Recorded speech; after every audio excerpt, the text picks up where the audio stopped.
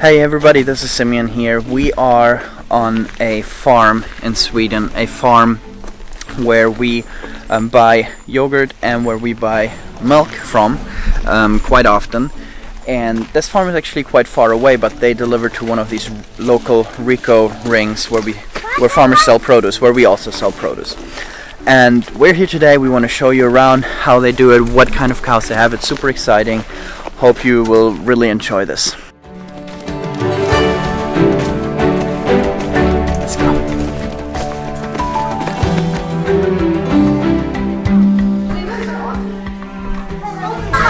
My name is Mattias Skjere, and this is my wife Malin Skjere. We live here on this farm. We have 4 children in age between 20 and 9. And 3 first are boys, and then it's a little girl. We have about 30 hectares of both acre and bete. Yeah, pasture yeah, and field, yeah. Together. We milking cows, old heritage Swedish breed. Let me give you guys some more background to this breed. Just as our highland cattle that you have seen on many of our videos, this breed, the Swedish Fjällko, which translated means mountain cow, is a very old breed. In fact, we can trace this cattle breed back for more than 2,000 years here in Scandinavia. The Vikings used to have this milk cow, even though you could picture the highland cattle cow with its horns to be more of a Viking-looking cow. But this Fjällko is the cattle breed that the Vikings used here, and when they went to Iceland from Norway, they brought that cow over there.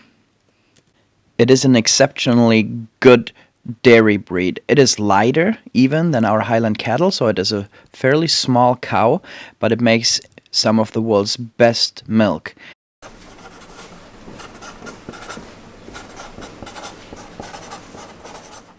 Matthias was kind enough to take the time to explain for me in detail how the milk proteins are built up.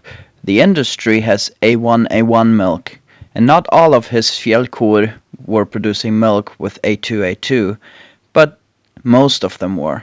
This is a big difference in milk, both for how you can make cheese, but also for how people are able to digest the milk.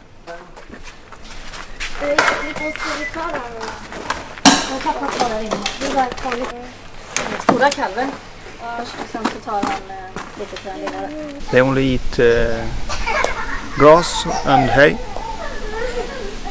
Doesn't get so much milk, between 10 and 20 liters each day. We realized very quickly that the milk that was being produced on this farm was very unique. One problem with the industry is that all the different kinds of milks all come together in one big pot. Matthias described it that it would be like taking all different kinds of wines and pour them in one big container. You just don't do that. And in this case, they were producing milk in such high quality and were selling it directly to the customers. Just like our cattle, they also only fed their cattle hay and not silage. Why not silage? Silage gets a milk which is sur, Low pH level. low pH level. They more better, Feel better. It messes better with their stomach. much better. Yeah. And this old Swedish breed, heritage breed, they don't need much food. They want to have this kind of food. Yes. Yeah. You also get a better milk. Mm-hmm. A very big difference of milk by this way.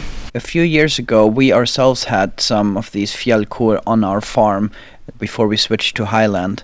But I learned so much more about this cattle. This cattle breed used to walk 10 to 15 kilometers away from the stable during daytime, where they had to find the feed on these poor forestry pastures in northern Sweden. This gave this cow over many hundreds of years very strong genetics and characteristics, where they would have to find their own feed and produce a good product despite poor pastures and really harsh conditions. How long have you been running this dairy? 1.5 years, you can say. 1.5 years. At this level. For the first time we did it just for ourselves. Okay. And then when Fjällko started, yeah, we tried to sell the things we had left, and it works out fine. Yeah. Okay. Yeah. How many cows do you have today? Today we milk 8 cows. 8 cows. Yeah. Yeah. And it has gone well for you, selling? Yeah. Yeah. It's going through. It can always be better, but right now we're very satisfied. All the milk we sell right now. Yeah. And yesterday it was empty here. Yeah. And you don't only sell milk, you also sell other products. Yeah, yogurt.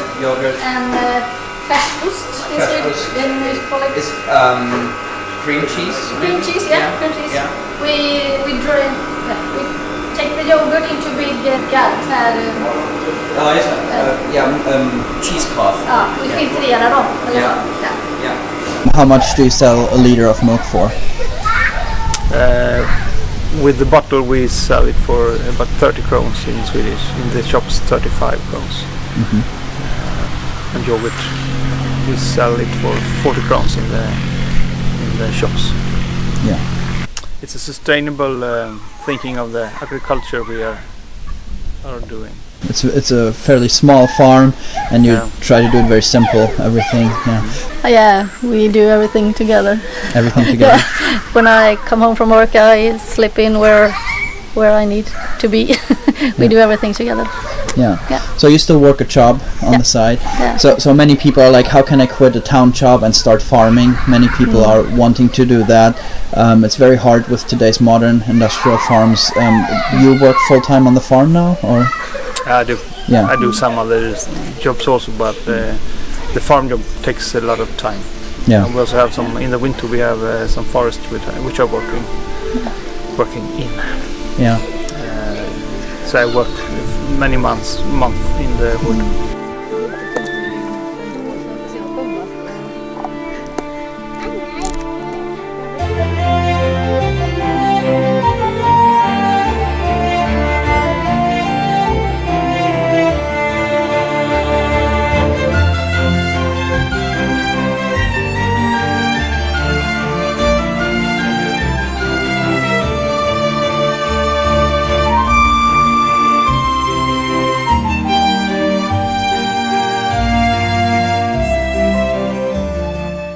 So what kind of horses do you have here? This is a Swedish Ardenner horse. They're big, and you say they weigh 1,000 kilos per. 1,000 kilos.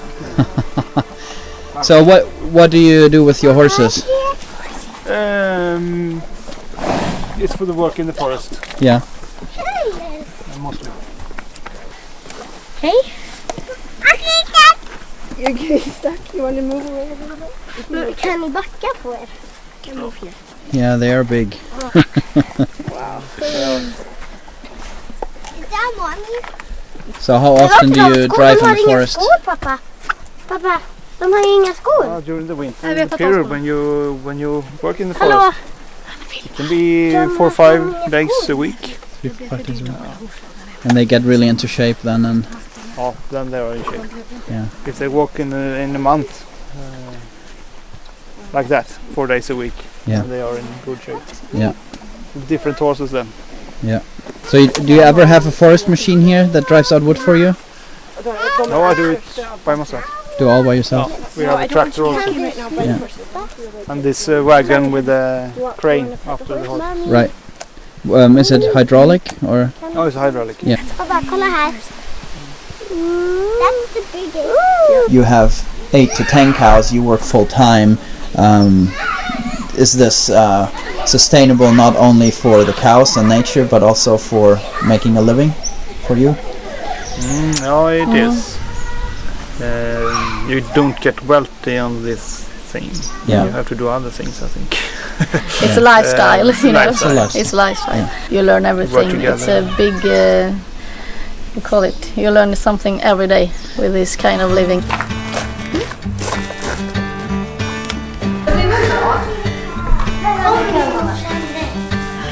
Hey, little one.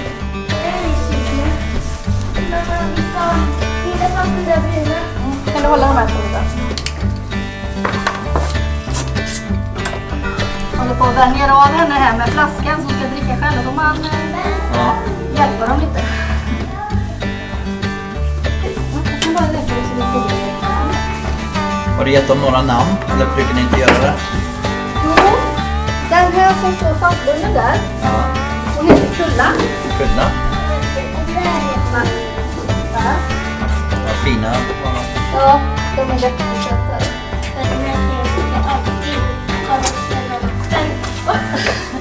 Och sen hennes förra gården hade hon avrått på 100 år bakåt i Fjällko. How often do you give the cows milk? The calves? One time in the morning and one time in the evening. Okay. And how much do they drink every time? 3 liters. 3 liters? Sometimes 4. Okay. Depends on how much we must have for the yogurt. Yes. Yes. But at least 3. So that's the milk from the cows. Okay. It's very fat and gives them. That's the milk straight from the mom. Yeah.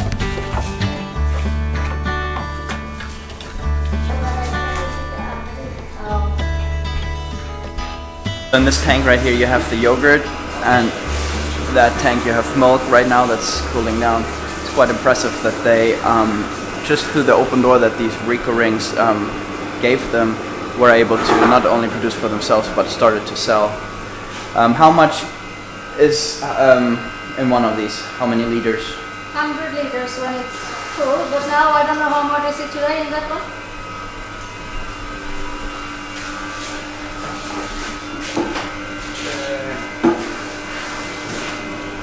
Oh yeah, here's the yogurt. Today it's 50 liters yogurt. 50 liters yogurt. What's the process from turning the milk into yogurt? What do you do? What is involved? We turn the milk up to 92 degrees for a couple of minutes. Then we turn the milk down to exact 43 degrees. Okay. We add the culture and the culture stays in 43 degrees in 6 hours. And then the machine starts cooling the process. Okay. And when the temperature turns less than 40 degrees, the yogurt stops. Okay. The culture stops. Okay. So do you sell more milk or more yogurt? More yogurt. More yogurt. Wow. And how, like from 1 liter of milk you get a liter of yogurt, or? Oh, almost. Yeah. So that's really good, because when you make cheese or something, you need a lot of milk for very little cheese. Yeah. So there you can see the different programs and how it heats up and for how long. Yeah. And it starts cooling 4 degrees and it just cools. Costs about 16,000 euro. And it cools the milk, it can heat it. Oh, lots of different programs. Yeah. No water to cool, it's just a compressor which makes it.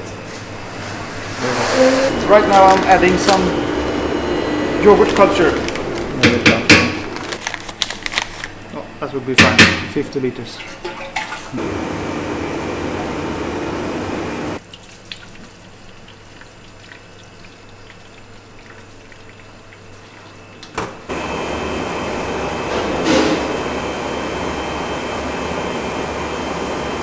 Wanted yogurt to reach pH level of 4.5. So you want the yogurt to have the pH level of 4.5, and it takes... Below 4.5, between 4.5 and 4.4. Okay. 4.40. And that takes about 6 hours. Yes, 6 hours. And if it takes longer, you get a lower pH and it tastes much more sour. Yes. Yeah. Also garage, which we have made certified for food Processing. processing.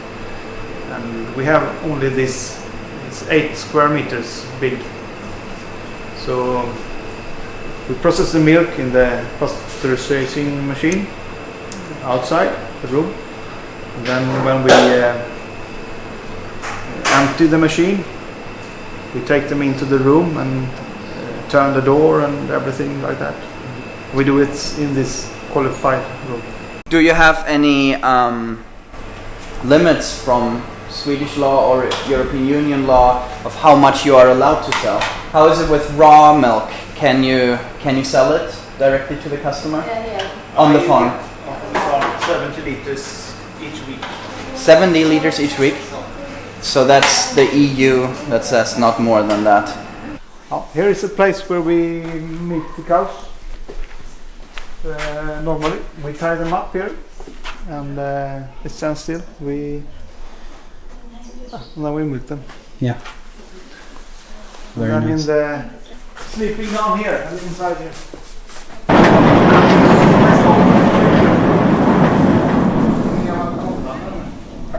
We really enjoyed our trip and they showed us so many things. The only time I could show them something was when I got my drone out.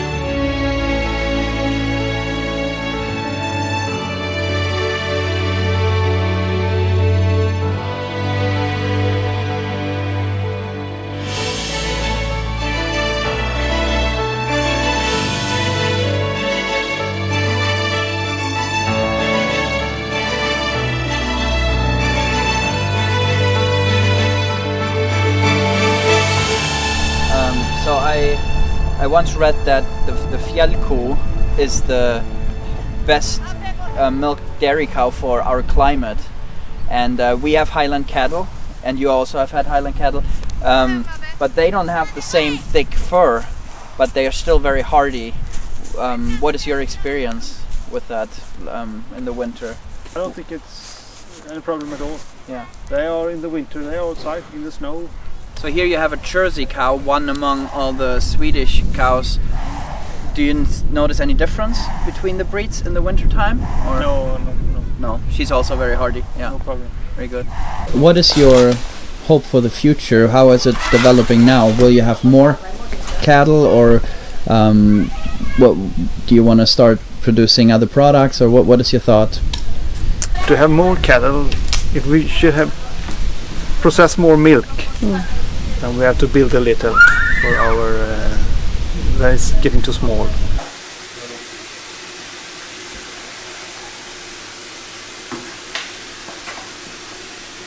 Now you have basically reached the limit of what you can handle with what you have. So we have reached a limit. It's gone pretty fast this. And it's easy to, if you should handle more, then the work gets a lot more.